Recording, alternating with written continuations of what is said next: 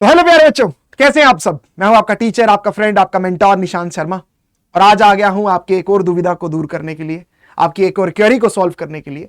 और आज की क्वेरी है कि एचसीवी कितनी इंपॉर्टेंट है नीट 2026 के लिए। बेटा, ये किताब को किसी इंट्रोडक्शन की जरूरत नहीं है। जब भी कभी प्रिपरेशन का जिक्र होता है, चाहे वो जेई में हो या नीट में, इस किताब का कहीं ना कहीं जिक्र आ ही जाता है। ये किताब कहीं ना कहीं बच्चों के दिमाग में आई जाती है कि ये किताब करें या ना करें। बेटा, अगर मैं 2025 से पहले की बात करूं तो इस किताब की रेलेवेंस नीट के लिए उतनी ज्यादा नहीं थी। टू बी वेरी फ्रैंक, नहीं थी इतनी ज्यादा, क्योंकि स्ट्रेट अवे क्वेश्चंस आ रहे थे जो कि आप एनसीईआरटी पढ़ लोगे या छोटी मोटी कोई रेफरेंस बुक कर लोगे तो आराम से आपका हो जाता, फिजिक्स भी हो जाती। बट क्योंकि नीट 2025 ने पूरा खेल ही बदल दिया, एग्जाम ऐसे लेवल का आया जो बच्चों ने नहीं एक्सपेक्ट किया था, तो हर जगह ऐसी बात होना स्टार्ट होगी कि लेवल अप हो चुका है, लेवल अप हो चुका है। तो जब लेवल अप हो चुका है तो जो सबसे पहली किताब जो बच्चों के दिमाग में आती है वो आती है एचसी वर्मा। नीट 2025 से पहले एचसीवी ज्यादातर जेई के बच्चे सॉल्व करते थे, जिन्हें जेई मेंस की तैयारी करनी होती थी, एडवांस की तैयारी करनी होती थी। तो अब हमें यह बात जाननी है कि क्या एचसी वर्मा जो ये किताब है कॉन्सेप्ट्स ऑफ फिजिक्स, ये किताब नीट 2026 के लिए कितनी रेलेवेंट है। ठीक है, अगर हम पढ़ें तो कितना पढ़ें इसमें से। ऐसा तो नहीं है, क्योंकि जैसे कि मैंने कहा, अगर जेई मेंस और एडवांस के बच्चे इसकी तैयारी कर रहे हैं इस बुक से पढ़कर, तो इससे स्पष्ट है ये बात कि बुक का लेवल तो बहुत अच्छा है। तो कहीं ऐसा ना हो कि हम वो चीजें पढ़ डालें जो शायद सिलेबस में भी ना हो और आपके लिए एक ऐसी प्रॉब्लम खड़ी हो जाए कि आप फिर सब्जेक्ट से नफरत करना शुरू कर दें। कई बार ऐसा होता है कि बच्चों को बोल दिया जाता है कि आप ये चीज पढ़ लो, और वो चीज इतनी ज्यादा टफ निकलती है कि इवेंचुअली बच्चा सब्जेक्ट में इंटरेस्ट ही लूज कर बैठता है। ऐसा आपके साथ ना हो, इसके लिए मैं आपको बताने आया हूं बिल्कुल क्लियर तरीके से कि एचसीवी करनी है तो कितनी करनी है, क्या क्या चीजें पढ़नी है, क्या क्या चीजें छोड़नी है। यह बात जानने के लिए बहुत ज्यादा जरूरी है, क्योंकि एचसीवी में कई ऐसी चीजें हैं जो कि अननेसेसरी भी हैं from NEET point of view. मैं जेई पॉइंट ऑफ व्यू नहीं कह रहा हूं, from NEET point of view वो अननेसेसरी भी है। तो आज हम क्लियर तरीके से यह चीज जानेंगे कि क्या क्या इसमें चीजें इंपॉर्टेंट हैं और क्या क्या चीजें इसमें इंपॉर्टेंट नहीं है। तो बेटा जी, किसी भी किताब को कंसीडर करने से पहले सबसे पहली चीज जो हम जानते हैं वो है कि इस किताब के प्रोज एंड कॉन्स क्या हैं विद रिस्पेक्ट टू नीट। तो चलिए आइए सबसे पहले वो चीज जान लेते हैं हम लोग। बेटा, ये रहे प्रोज एंड कॉन्स। आइए सबसे पहले हम प्रोज को देख लेते हैं कि भाई क्या क्या चीजें हैं जो इसमें बहुत ज्यादा फायदा आपको देंगी। सबसे पहला है क्रिस्टल क्लियर एक्सप्लेनेशंस। बेटा, इसमें जो एक्सप्लेनेशन दे रखी है थोड़ी लेमन लैंग्वेज में दे रखी है, आसान वाली भाषा में दे रखी है। तो आपके लिए जानना बड़ा सिंपल रहेगा कि अच्छा ये चीज हो रही है, ये कैसे हो रही है, ये क्या है। क्योंकि एनसीईआरटी की लैंग्वेज अगर आपने देखी होगी तो काफी कॉम्प्लेक्स लैंग्वेज है, काफी कॉम्प्लेक्स लैंग्वेज है। ठीक है, बट इसमें एक सिंपल लैंग्वेज में दे रखा है और एक सिंक्रोनाइज्ड वे में दे रखा है। तो चीजों के साथ आप बड़े आराम से कोरिलेट कर पाओगे कि पहले ये आया, इसके बाद ये आया, इसके बाद ये आया, इसके बाद ये आया। दूसरी चीज है गुड क्वालिटी ऑफ प्रॉब्लम्स। बड़ी रियल लाइफ एनालॉजीज इसमें यूज की गई हैं। ठीक है, काफी ज्यादा प्रॉब्लम्स हैं, इन टेक्स्ट प्रॉब्लम्स हैं, चैप्टर के एंड में प्रॉब्लम्स हैं, एग्जांपल्स हैं, ऑब्जेक्टिव एक्सरसाइज 1 है, ऑब्जेक्टिव एक्सरसाइज 2। तो प्रॉब्लम्स बहुत सारी हैं और डिफरेंट डिफरेंट प्रॉब्लम्स हैं। तो ये इस बुक की बहुत ज्यादा खासियत है कि ये हर वेराइटी को कवर करता है। तो ये किताब अगर आप करोगे तो एक तरीके से आपको सारी वेराइटीज का पता लग जाएगा कि अच्छा ये इस तरीके से इस टॉपिक से ऐसा ऐसा भी सवाल बन सकता है। दूसरा ये है कि इसमें बहुत सारी मल्टी कॉन्सेप्ट प्रॉब्लम्स है। मल्टी कॉन्सेप्ट प्रॉब्लम इस चैप्टर, इस किताब के बारे में सबसे खासियत वाली बात है, क्योंकि नीट ने भी आपने देखा क्या कर रहा है, पहले तो बिल्कुल एक सिंगल कॉन्सेप्ट पे डालता था, अब जोड़ रहा है 2-3 कॉन्सेप्ट्स को एक साथ। तो वैसी प्रॉब्लम्स अगर आप करना चाहते हो तो एचसीवी में भर भर के दे रखी हैं ऐसी प्रॉब्लम्स। तो ये पॉइंट जो है ये बहुत अच्छी चीज है इस बुक के लिए। इसके बाद आता है एरर फ्री कंटेंट। यार, आप कोई भी किताब पढ़ने लगते हो, पता लगा उसमें ये फॉर्मूला गलत दे रखा था, लेकिन एचसीवी क्योंकि इतने सारे बच्चे इससे तैयारी कर चुके हैं, इतनी ज्यादा स्क्रूटनाइज हो चुकी है ये बुक कि इसमें एरर्स बहुत ज्यादा कम है, इसलिए ये पॉइंट भी इसके लिए बहुत ज्यादा अच्छा है। और फोर्थ पॉइंट है रियल वर्ल्ड एनालॉजीज।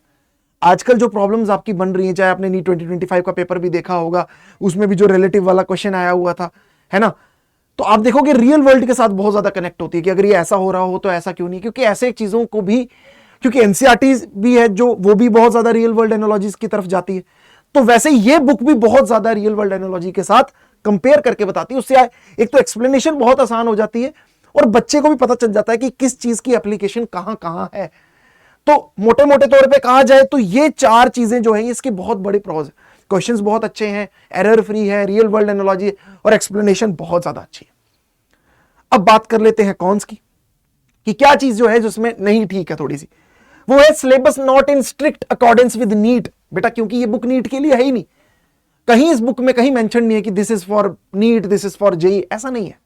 इसमें पूरा कवर कर रखा है, इसलिए इसमें अननेसेसरी चीजें भी बहुत ज्यादा मिल जाएंगी आपको, बहुत ज्यादा अननेसेसरी चीजें भी मिल जाएंगी in accordance with NEET syllabus, जो कि नीट के सिलेबस में नहीं है। फॉर एग्जाम्पल जैसे मैं खोल लेता हूं, कहां है किताब, हाँ ये देखो, जैसे यहां देखो, ये देख रहे हो तुम लोग, ये देख रहे हो स्ट्रेच वायर पोटेंशियोमीटर। अब पोटेंशियोमीटर तो सिलेबस में नहीं है, लेकिन एचसीवी में अब मेंशन किया हुआ है, तो एचसीवी में पूरा बताया हुआ है, लेकिन ये सिलेबस से निकल चुका है। अब जो बच्चा पढ़ने बैठेगा एचसीवी, अगर उसको ने मान लिया कि एचसीवी ही मुझे पूरी की पूरी पढ़ डालनी, तो उसको बड़ी दिक्कत हो जाएगी, क्योंकि वो ये बात नहीं समझ पाएगा कि इसमें वो भी चीजें हैं जो नीट के सिलेबस में नहीं है। तो ये चीज आपको जानना बहुत ज्यादा जरूरी है कि क्या नीट में है, क्या नीट में नहीं। तो ये एक इसका ड्रॉबैक है। दूसरी चीज है कि देखो नीट में जो सवाल आते हैं उसमें असर्शन रीजन भी आता है, स्टेटमेंट बेस्ड आते हैं, मैच मैट्रिक्स टाइप आते हैं, वैसे क्वेश्चंस इस बुक में कवर अप नहीं किए गए हैं। तो अगर आप चाहते हो कि सारे वैरायटी के क्वेश्चंस कवर अप हो जाते तो इसमें नहीं, इसमें बहुत सारे सब्जेक्टिव सवाल दे रखे हैं और 2 ऑब्जेक्टिव एक्सरसाइजेस दे रखी है, बस यही इस चीजों में कवर कर रखा है। बट ये इसमें एक कॉन है कि इसमें डिफरेंट टाइप्स ऑफ क्वेश्चन नहीं। तो अगर आप एक टारगेटेड चाहते हो कि एकदम टारगेटेड सवाल आए कि मुझे असर्शन रीजन में ही प्रॉब्लम होती है, मुझे मैच मैट्रिक्स में ही प्रॉब्लम होती है, तो उन प्रॉब्लम्स को ये बुक केटर नहीं कर पाएगी। लेकिन मैंने बता दिया, अगर आपको डिटेल्ड नॉलेज चाहिए, अगर आप चाहते हो कि डिफरेंट तरीके के जो कॉन्सेप्ट्स हैं वो कैसे कोरिलेट करके एक प्रॉब्लम में होते हैं, अगर मैं वो चीज जानना चाहता हूं तो उसके लिए ये बुक बेस्ट है। तो बेटा मेरी अगर आप बात मानो तो मैं ये कहूंगा, मैं बहुत से क्वेश्चंस करवाता हूं, बहुत अच्छी किताब है और लेवल अप को कंसीडर करते हुए इस किताब से सवाल करने ही चाहिए। लेकिन बात वही है, क्या एचसीवी मुझे सीधा ही पढ़ना शुरू कर देनी है, सीधा एचसीवी उठाई और एचसीवी से क्लास, ये तरीका नहीं। एचसीवी पढ़ने का एक तरीका है, एक सिंक्रोनाइज्ड ऑर्डर है, उस ऑर्डर में अगर पढ़ाई करोगे तो ही एचसीवी आपको फायदा देगी, ऐसे एचसीवी आपको कोई फायदा नहीं देने वाली। तो वो ऑर्डर क्या है, आइए वो ऑर्डर जान लेते हैं। वो ऑर्डर है कि सबसे पहले आपने अपने क्लास नोट्स पे फोकस करना है बच्चे, अपने क्लास नोट्स पे फोकस करना, क्लास में जो पढ़ाया गया, क्योंकि क्लास में जब टीचर पढ़ाएगा तो बिल्कुल लेमन तरीके से पढ़ाएगा, एकदम बिगिनिंग से पढ़ाएगा, तो सबसे पहले आपको वो फायदा देगा। दूसरा आपने एनसीईआरटी पे जाना है फिर, क्योंकि एनसीईआरटी के क्वेश्चन, एनसीईआरटी की थ्योरी से आपको कवर अप हो जाएगा कि सिलेबस क्या क्या है। एनसीईआरटी आपको यह ज्ञान दे देगा कि सिलेबस क्या है, ये आपको सिलेबस की बहुत अच्छी नॉलेज देगा। इसके बाद आपने अपने डीपीपी मॉड्यूल्स और जो अपनी एनसीईआरटी की प्रॉब्लम्स हैं वो तो कर ही लेनी है, वो आपने पहले ही कर लेनी है। जो उनमें से ना हो, जो उसमें अच्छी अच्छी दिक्कतें वाली, इसका मतलब अभी आपका लेवल वहां तक नहीं पहुंचा है, आपको थोड़े लेवल अप करने की जरूरत है। रेफरेंस बुक हमेशा डीपीपी और एनसीईआरटी के बाद आएगी, उसके बाद खेल होता है एचसीवी का। हालांकि जो उसमें थ्योरी है वो आपने पहले भी पढ़ ली है, इस थ्योरी को आप रिवीजन के तौर पे थ्योरी पढ़ सकते हो और क्वेश्चन सिर्फ ओनली रेलेवेंट सिलेबस है। बेटा नीट का सिलेबस प्रिंट करवा के अपने पास रखो ताकि तुम्हें पता रहे कि कौन सी चीज कॉन्सेप्ट में है या नहीं है। लेकिन कई बार बच्चे प्रॉब्लम में आ जाते हैं कि शायद ही होगी, शायद ही नहीं होगी, तभी मैंने बोला कि आपको पहले क्लास नोट से पढ़ना है, क्योंकि टीचर तो आपको बिल्कुल सही गाइड करेगा ना कि क्या सिलेबस में है और क्या सिलेबस में नहीं है। तो वहां से आपको क्रिस्टल क्लियर हो जाए। खुद से करने बैठोगे तो हो सकता है कुछ ऐसी भी चीजें छोड़ दो जो सही में सिलेबस में थी। तो एक प्री रिक्विजिट नॉलेज होना बहुत ज्यादा जरूरी है। ठीक है बेटा, तो इस ऑर्डर में पढ़ते हुए जाना है, फिर आपको एचसीवी का मैक्सिमम फायदा होगा। इसके बाद बेटा देखो, एचसीवी में एक तो थ्योरी है, थ्योरी में आप पढ़ सकते हो। ठीक है, अगर बेसिक थ्योरी थोड़ी सी पढ़ना चाहते हो वगैरह, वैसे तो क्लास नोट्स में आपके कवर अप हो जाएगी, एनसीईआरटी से कवर अप हो जाएगी। लेकिन उसके बाद आता है कि आपने जो क्वेश्चंस है, मतलब एसेंशियल्स इसमें क्या क्या है। एसेंशियल्स की अगर मैं बात करूं, एसेंशियल्स इसमें क्या क्या है, देखो एक दे रखी है इसमें इन टेक्स्ट एग्जांपल्स, जो कि आपकी सब्जेक्टिव प्रॉब्लम्स है बेटा, उनको आप कर सकते हो, उनको जरूर करो, क्योंकि वो एक टॉपिक के बाद है। अगर आपने पूरा चैप्टर नहीं भी पढ़ा हुआ, थोड़ा सा ही चैप्टर पढ़ा हुआ है और आपको है कि मैं थोड़ा सा एचसीवी तो अटेम्प्ट करूं, तो आपको रेलेवेंट क्वेश्चंस मिल जाएंगे ना, उससे आपको क्या होगा, शुरू में ही आपका लेवल अच्छा बनता रहेगा। तो इन टेक्स्ट एग्जांपल्स आप बिल्कुल कर सकते हो, आपको करनी चाहिए। इसके बाद चैप्टर के एंड में वर्कड आउट एग्जांपल्स दी हुई है, ये सब के सब सॉल्व्ड एग्जांपल है, सॉल्यूशन भी साथ में मिल जाएंगे, तो कोई दिक्कत नहीं होगी। जिनके सॉल्यूशन है ये तो करने ही करने हैं। ठीक है। ऑब्जेक्टिव 1 और ऑब्जेक्टिव 2 अच्छी है, लेकिन इनका लेवल थोड़ा सा उतना ज्यादा नहीं है। तो अगर आप देखो तो पहले नीट के लिए तो सबसे अच्छा ऑब्जेक्टिव 1 ऑब्जेक्टिव 2 है, तो इसको तो कर ही लो, बेसिक्स ही है, आराम से हो जाएंगे, कोई बड़ी बात नहीं है। एग्जाम्पल्स के लिए बेटा अगर आपको टाइम मिलता है तो करना है, मैं इसको एक तरीके से ऑप्शनल बोलता हूं। अगर आपने अपनी एनसीईआरटी वगैरह कर ली है, क्योंकि अच्छी प्रॉब्लम्स, जो बहुत अच्छी प्रॉब्लम्स है वो आपको एग्जाम्पल्स में मिलेंगी, वो आपको जब आप करने बैठोगे एग्जाम्पल्स, वो आपको वहीं पे मिलेंगी। जैसे यहां पे देखो, ये आपने देखा, कैसे देखना, आप बीच में क्वेश्चन इन्होंने डाले हुए हैं, बहुत बढ़िया, देखो बीच में क्वेश्चन डाल दिए हुए, तो ये एग्जाम्पल्स करते हुए जाना, इससे आपको बहुत फायदा होगा, क्योंकि कंसेप्ट बिल्डअप होगा। इसके बाद आपका आ जाएगा worked out examples. Worked out examples जो हैं इनको भी अच्छे से कर लो, ठीक है, क्योंकि सबका सोल्यूशन आपको दिया हुआ है, ये कवर अप करके चलो। ये जितनी भी प्रॉब्लम्स है, अच्छी प्रॉब्लम्स है, सॉल्यूशन भी पता लगेगा, तो साथ साथ अप्रोच भी क्लियर हो जाएगी, टाइम वेस्टेज भी नहीं होगी, ठीक है, ये सारी चीजें आ जाएंगी। इसके बाद आपकी आ जाएगी ऑब्जेक्टिव वाली जो एक्सरसाइज आती है, ठीक है, ऑब्जेक्टिव वाली जो एक्सरसाइज आती है वो भी बहुत ज्यादा इंपॉर्टेंट है, क्योंकि ऑब्जेक्टिव का क्या है, क्योंकि आपका पेपर तो ऑब्जेक्टिव टाइप ही होने वाला है ना, पेपर आपका होने वाला ऑब्जेक्टिव टाइप। ये क्वेश्चंस वो शॉर्ट आंसर है, ये चाहे बोर्ड के लिए उतना नहीं भी करोगे, इससे कोई दिक्कत नहीं है, टाइम मिले तो कर लेना, मैंने इसको नहीं रिकमेंड करूंगा।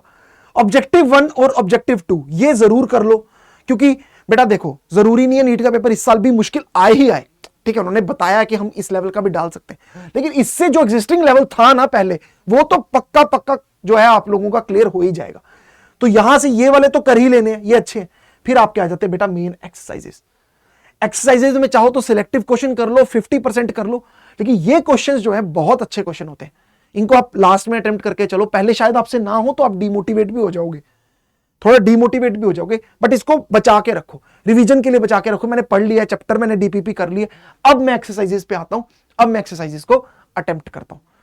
तो बेटा जी फॉर श्योर मैं आपको, अगर आप मुझसे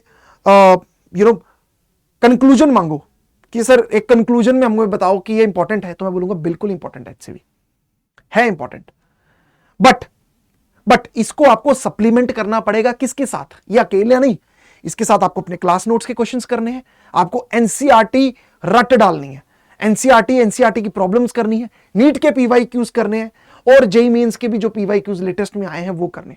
ये 3-4 चीजें जब आप सप्लीमेंट करोगे इसके साथ तो आपको फायदा होगा, अकेला ऐसे नहीं होने वाला, क्योंकि अकेले में आपको ये बात कभी क्लैरिटी नहीं मिलेगी कि यार ये होना चाहिए कि नहीं होना चाहिए, मैं करूं या ना करूं, ठीक है। क्लास में जब अच्छे सवाल होंगे तो आपको पता लगता रहेगा कि हाँ यार इस टाइप के अच्छे सवाल तो हम क्लास में भी कर रहे हैं, टेस्ट में भी कर रहे हैं, वहां से आपको क्लैरिटी मिलेगी। तो HCV is definitely A important book, पढ़नी चाहिए आपको, तो किस ऑर्डर में पढ़नी है ये मैंने आपको क्लियर कर लिया। तो बच्चे फटाफट से प्रिपरेशन अपनी स्टार्ट कर दीजिए और सिंक्रोनाइज्ड वे में स्टार्ट कर दीजिए, ठीक है। मैं उम्मीद करता हूं कि जो भी मैंने आपको बताया बहुत एक ऑर्डरली तरीके में आपको बहुत अच्छे तरीके से समझ में आया होगा कि हमें किस तरीके से अप्रोच करना है इस बुक के साथ। तो फटाफट से तैयारी शुरू कर दीजिए, जोरों शोरों से लग जाइए अपनी मेहनत के साथ।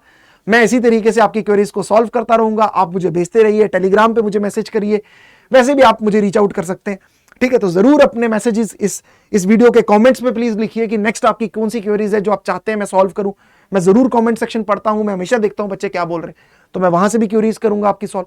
आप मुझे इंस्टाग्राम पे बता सकते हैं, आप मुझे टेलीग्राम पे बता सकते हैं कि सर ये हमें क्वेरीज हैं, ये प्रॉब्लम्स हमें आ रही हैं, आप हमें बताइए, तो मैं जरूर उस पर वीडियोस बनाऊंगा, क्योंकि मेरा मोटिव भी यही रहता है कि हम बच्चों की जितनी मदद कर सकते हैं उतनी मदद करें। तो ठीक है बेटा, अब मैं लेता हूं आपसे इजाजत, अगली बार फिर आपसे मिलेंगे, तब तक के लिए टेक केयर, गुड बाय, मेहनत जिंदाबाद।